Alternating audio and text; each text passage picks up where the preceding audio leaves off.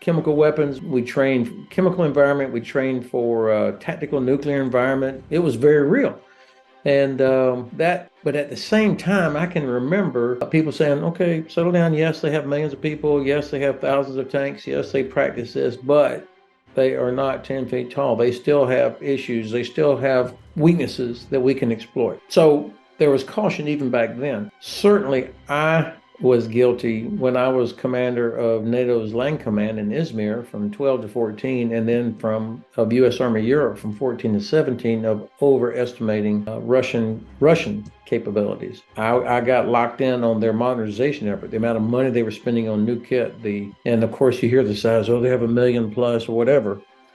At the same time, in U.S. Army Europe, the last tanks had just left. I mean, we didn't even have an armor brigade anymore, and the Bundeswehr was downsizing. The UK, the British Army, was leaving the continent, and on and on and on. The Dutch had given away all of their tanks, or sold them. The Dutch don't give away. They had sold their Leopards. And so I think we had 4 ships for U.S. Navy Europe. That was it. And so, yes, of course, I was concerned. But what I failed to appreciate is the impact and the depth of corruption, top to bottom, in the system. False reporting, poor quality assurance, lack of stuff. I mean, storage of ammunition. I mean, these are all things that were suffered from corruption. And then the last thing, of course, is I misread what they were doing in Georgia and Ukraine and Syria and Africa.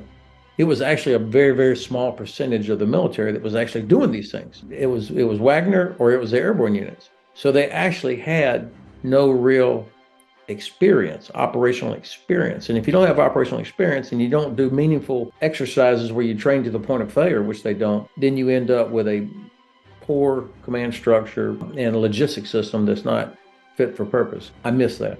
You know, the idea that Russia was being encircled by NATO, the amount of Russia's frontier that actually touched NATO is about 6%, of their frontier. The safest part of their border, the part from which they would never be attacked, was the part that touched Estonia, Poland, Lithuania, Latvia, from the Black Sea.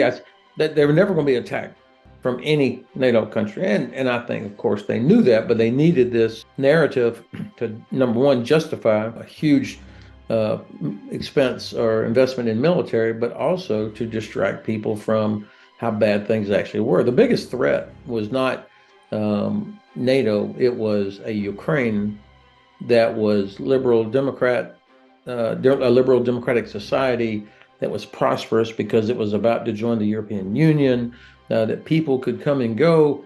That was a real threat. I mean, that would give lie to so much of the narrative coming out of the Kremlin that he could not afford to have that happen. And so if you look at all the places where they have these so-called frozen conflicts, Abkhazia and South Ossetia and Georgia, Transnistria, the Donbass that the Russians took back in 14, life is no better now than it was the day they showed up. I mean, they don't invest in any of that. They just want to create this sort of buffer around themselves.